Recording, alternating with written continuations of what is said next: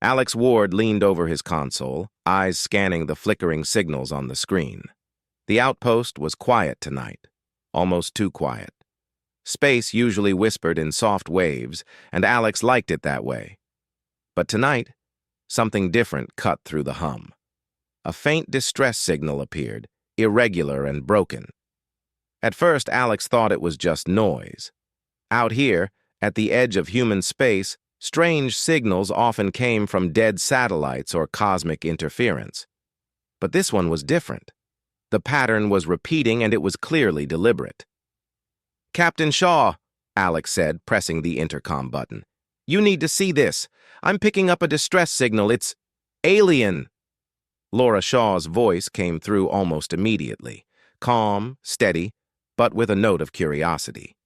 "Show me, Alex. Is it strong?" Alex brought the main screen to life.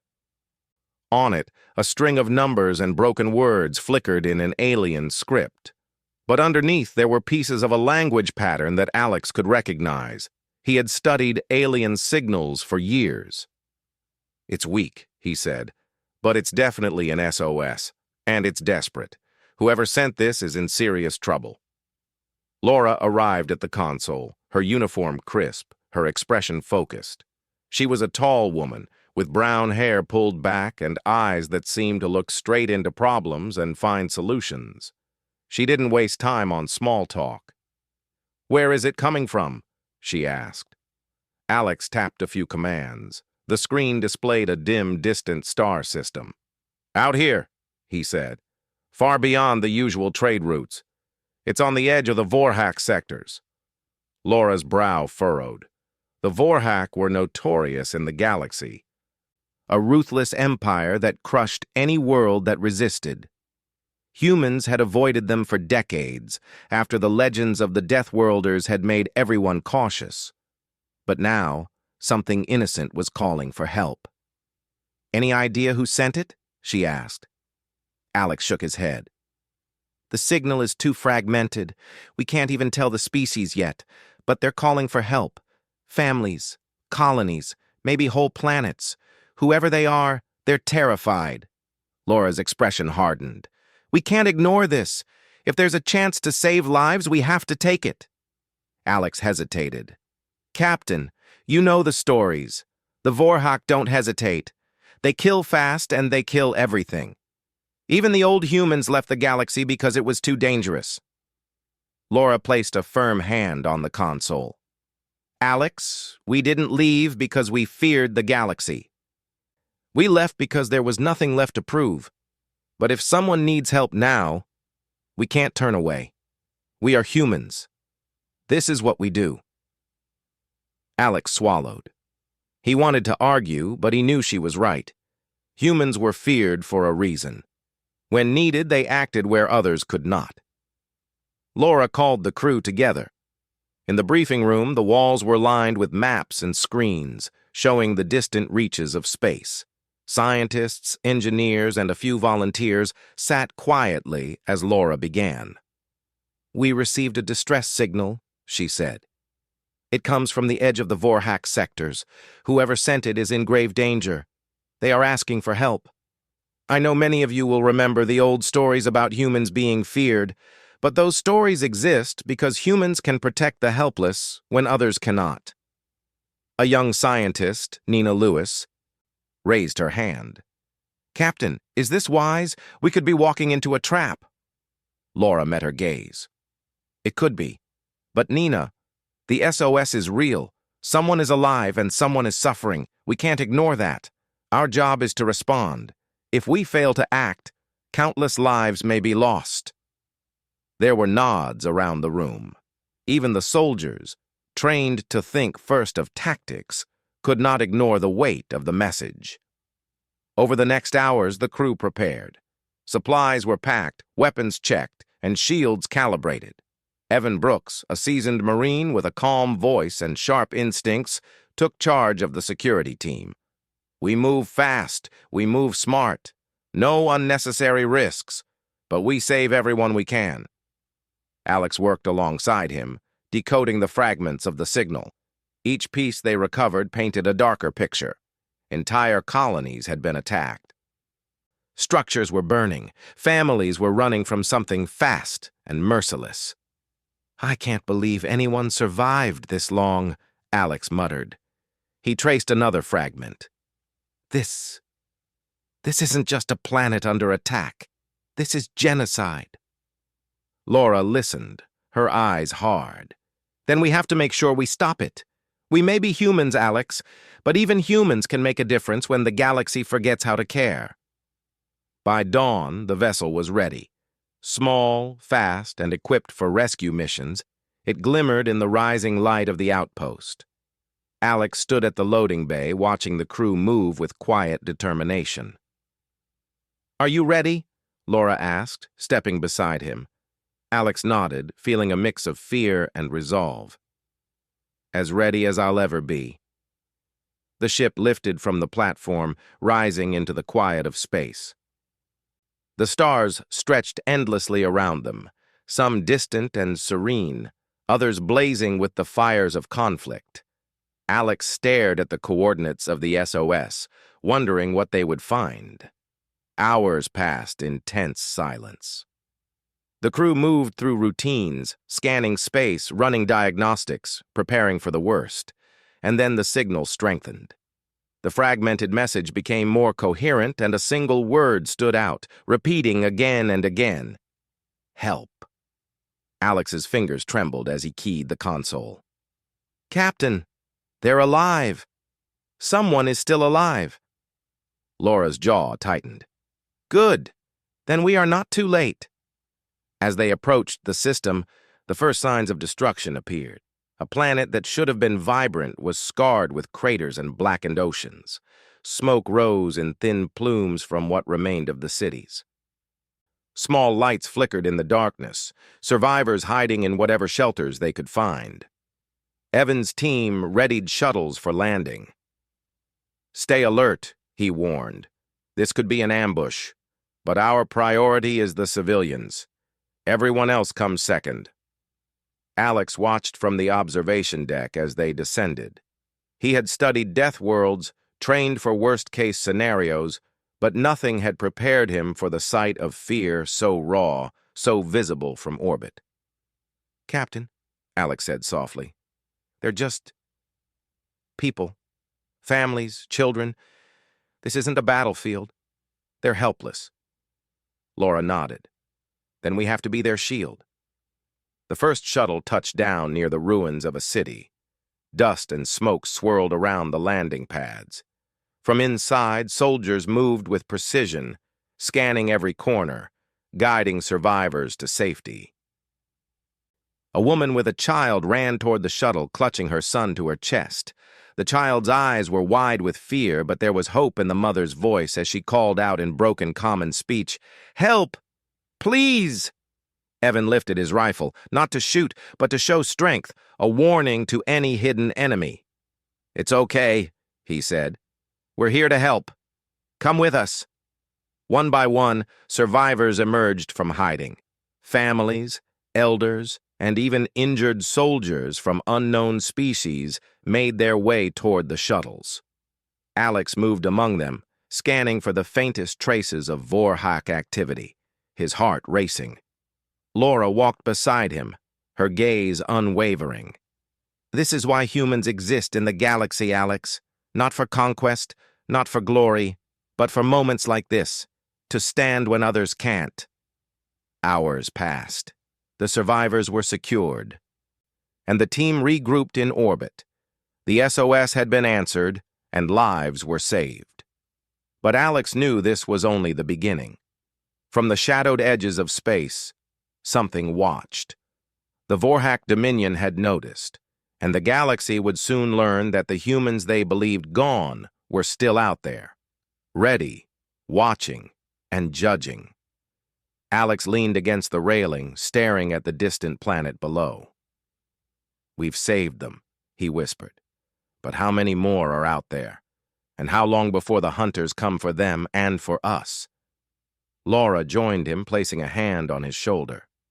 "Let them come," she said. "We've awakened, and the Deathworlders never forget." Above them, the stars stretched on endlessly, and somewhere far beyond the broken SOS signal, a galaxy would soon hear the footsteps of humanity returning, not as conquerors, but as saviors. The survivors were still quiet as they boarded the human ship. Many clutched small belongings, some barely enough to survive. Alex Ward watched them, feeling the weight of what had happened. The planet below was ruined. Cities once full of life were nothing but ash and smoke. And yet, these fragile beings had survived. Laura Shaw walked along the corridor, checking on the medics and engineers who were helping the wounded. "We need names, ages, and basic medical checks," she said firmly. "We cannot afford mistakes. They have already suffered enough." A woman with greenish skin and large eyes stepped forward, her voice trembling. "I am Mira Vell," she said softly. "These are my people. Thank you for coming." Laura nodded. "We're here to help. You're safe now." Alex scanned the data drives that Mira had brought with her. They were crude, but functional. Inside, he found logs of attacks, star charts, and desperate messages. "Captain," he said, "this is worse than we thought. The Vorhak, they're not just attacking colonies. They are erasing worlds. Entire systems gone." Evan Brooks, the Marine, stepped beside him. His eyes were hard and steady. "Then we do what humans do best. Fight back and save anyone we can." Laura gave a small nod. "Right now, we save lives. Later, we will plan for the fight. We cannot let these monsters continue unchecked."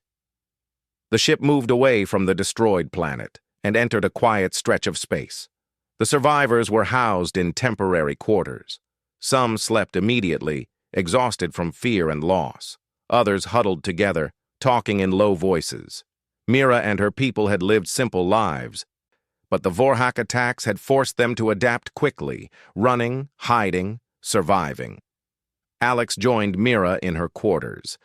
She had a calm, soft presence, even after the horrors she had witnessed. "How many survived?" he asked. Mira shook her head. "Only a few hundred. The rest, gone. We thought we were finished. Then your ship appeared. We could not believe our eyes." Alex frowned. "Why call for humans? Your SOS could have gone to anyone in the galaxy." Mira's eyes were serious. "We have heard stories. Long ago, humans were feared, but also respected. When the galaxy suffers, humans intervene. The Vorhak believe humans are gone. That is why they never expected you." Evan interrupted from the doorway. "We're not here to be legends. We're here to help, that's all. But make no mistake, if anyone tries to attack, they will regret it." Mira gave a small smile. "I can see why your people are feared, but also why you are needed. Please, tell me, Captain, what can we do to fight back?" Laura's voice was calm, but resolute. "First, we make sure every survivor is safe. Then we gather information. The Vorhak move fast, but humans have ways of acting faster. If we can strike carefully, we can save many more lives." Alex worked with Mira to decrypt the full set of data. The Vorhak records were crude but detailed. Entire fleets were moving through nearby systems, attacking with precision. Colonies were being destroyed before anyone could mount a defense. "This is a timetable for genocide," Alex said grimly. "If we do not act, dozens of planets will fall within weeks." Evan's jaw tightened. "Then we need to act fast. We can't wait for orders from distant councils. The galaxy is too slow. But humans move differently. We make our own decisions when lives are at stake." Laura nodded. "Exactly. This is why the galaxy needs us, not for power, not for conquest, but because someone must defend the helpless." The crew began preparing. Shuttles were refueled, weapons checked, shields calibrated. Every human knew the risk. The Vorhak would come for any sign of resistance, but they also knew that fear had never stopped humans before. Alex worked late into the night, scanning the Vorhak data for patterns. He discovered something that made his heart pound. "Captain," he said, showing the screen, "look at this. The Vorhak think the Deathworlders are extinct. That means they underestimate us. If we move carefully, we can hit them where it hurts most." Laura studied the data. "Then we plan a strike. But first, we ensure every survivor is secure. No one is left behind. No one." Mira and her people helped where they could.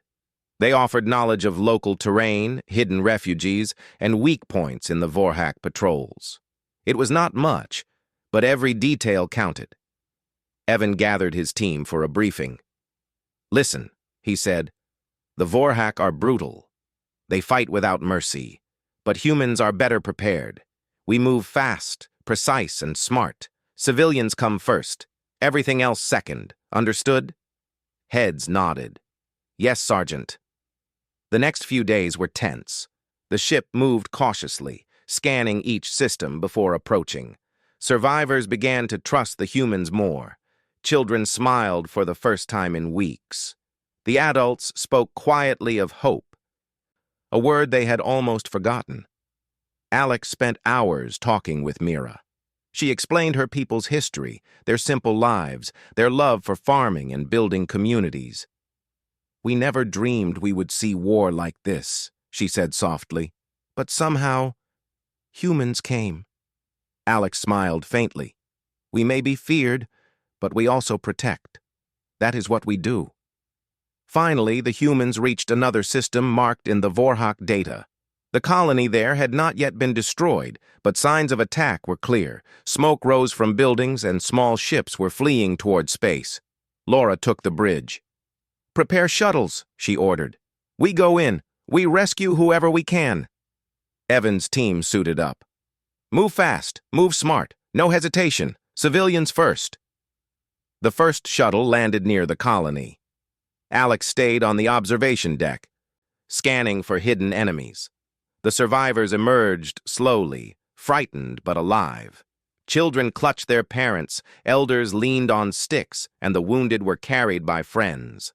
One boy, no more than 8, looked at Alex and whispered, "You saved us?"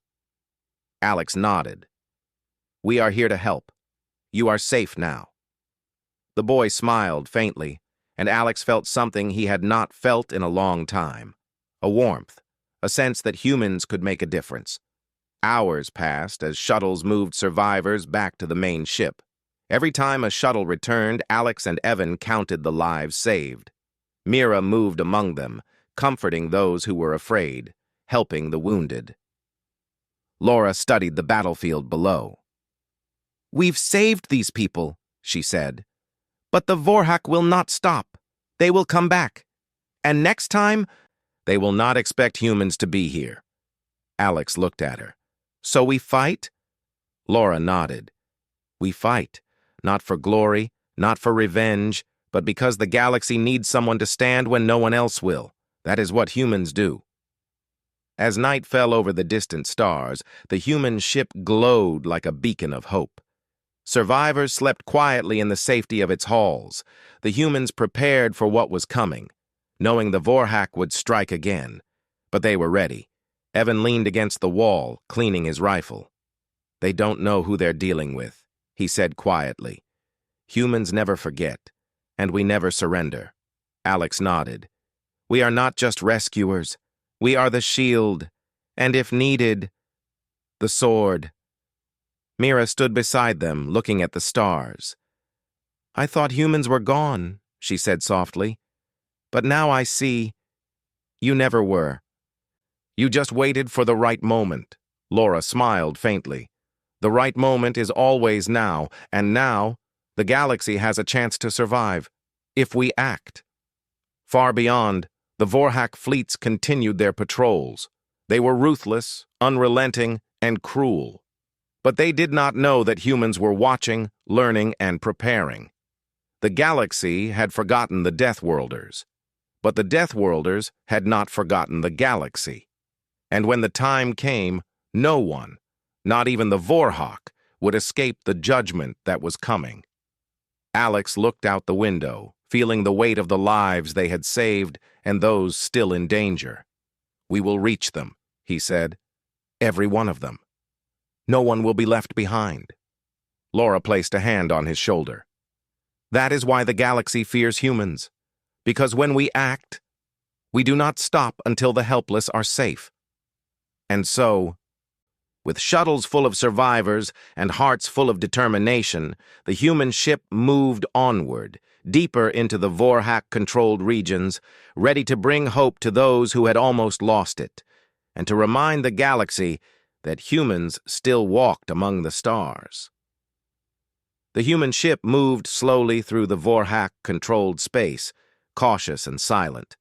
Every crew member knew the danger. Even with their skill and technology, one mistake could bring disaster. Yet, they could not ignore the colonies still under attack. The galaxy had already suffered too much. Alex Ward sat at the communications console, eyes glued to the screen. The data from Miravel's people had revealed more than he had expected. Entire Vorhak fleets were moving in tight patterns, attacking colony after colony. Some colonies had no chance to respond. Others had begun to fight back, but the Vorhak struck faster than anyone could defend. "Captain," Alex said, calling Laura Shaw to the console, "I've mapped their recent attacks. They are systematic. They target isolated systems first, then move toward larger defended planets. It's terrifying." Laura looked at the display. Small red dots showed burning planets, while green dots marked survivors hiding in shelters. She frowned. "They are efficient, but not flawless. Look at this. These green dots, isolated pockets. No Vorhak presence. They think the systems are clear. That gives us an opening." Evan Brooks, standing behind them, spoke in his calm, firm tone. "We hit those areas first. Rescue as many as we can. Then we gather more intelligence. The Vorhak will notice eventually, but if we are fast, we save lives before they can react." Miravel, standing nearby, studied the screens silently. Her people had always avoided conflict, living peacefully on quiet worlds. Seeing the galaxy in chaos had been shocking. "You humans, you move so quickly," she said softly. "I thought no one would help us. But you came." Laura smiled faintly. "We help because it's the right thing.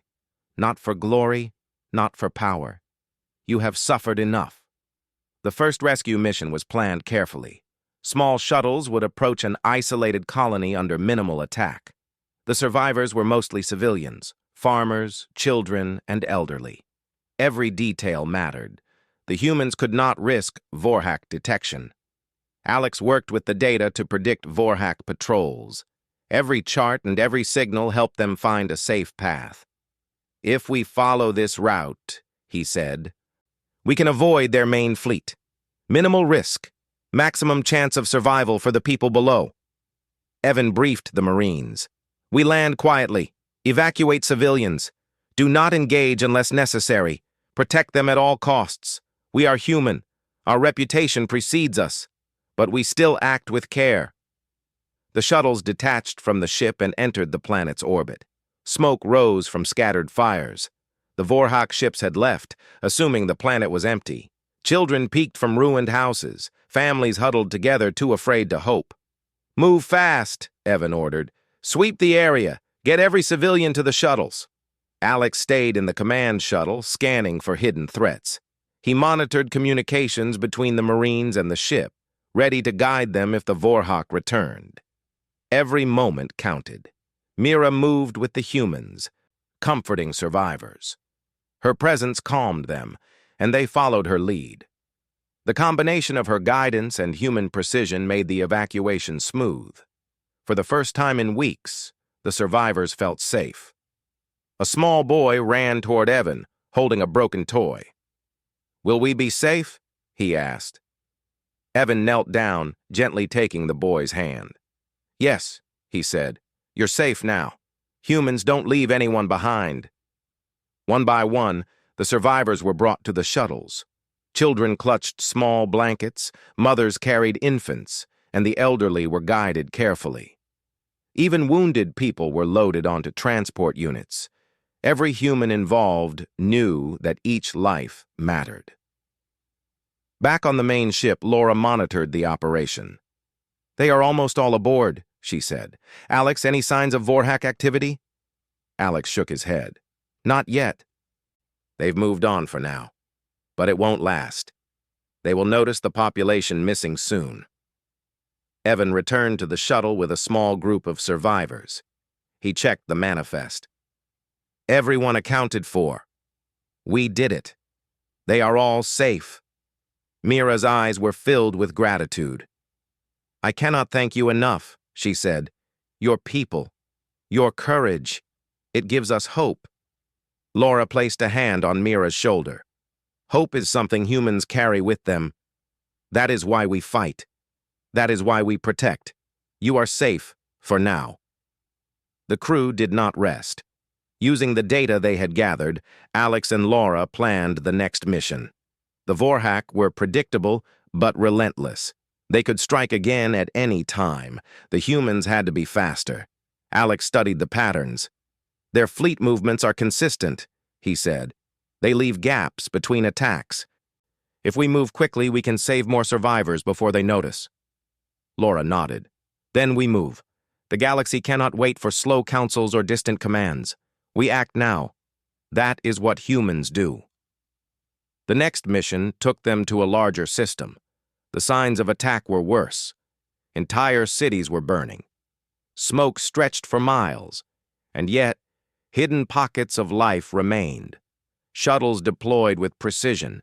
Marines moved carefully, guided by the humans' knowledge and Mira's familiarity with the local terrain. Survivors were found in caves, abandoned buildings, and even underground tunnels. Each life rescued strengthened the humans' resolve. During the operation, a Vorhak patrol ship suddenly appeared in orbit. Alex's heart raced. "Captain, we have incoming!" Laura's voice was calm but firm. "Evan, hold position. Prepare for defense. We will not leave these people behind." Evan moved his team into defensive positions. The Vorhak ship fired warning shots, but the humans responded with careful precision. Their tactics were unlike anything the Vorhak had expected: fast, accurate, and controlled. The Vorhak realized too late that the humans were not just rescuers, they were warriors. The humans' precision and speed forced the patrol ship to retreat. It fled, damaged, back to the Vorhak fleet. Mira watched in awe. "Your people. You fight with purpose, not for hate, but to protect. It is remarkable."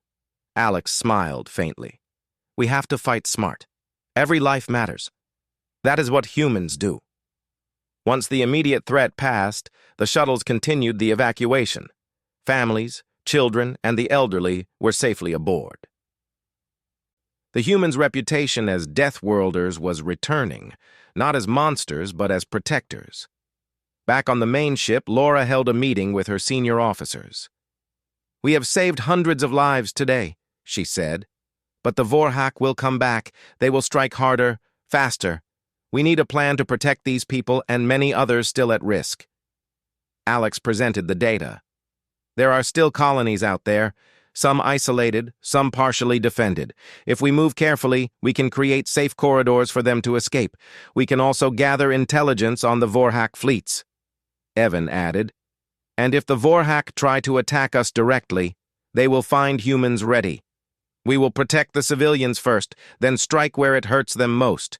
They won't know what hit them." Mira spoke quietly, but her voice carried strength. "You humans, you are different from any other species I have seen. You are feared, yes, but also necessary. Without you, we would be lost." Laura nodded. "And that is why we act. Not for glory, not for revenge, but because someone has to protect those who cannot protect themselves. That is what humans do, and we will continue to do it." As the humans prepared for the next mission, the Vorhak fleet remained unaware of the full force moving against them. They assumed the humans were gone, extinct, or too cautious to act. That assumption would soon be their mistake. Alex looked at the screens, tracking distant signals. They are moving into another system, another colony under threat. We can intercept them in time. Laura smiled faintly. Then we move. The galaxy will see that humans do not vanish. We act, we protect, and when needed, we fight. Evan checked his team one last time. Civilians are safe, gear is ready, weapons are loaded.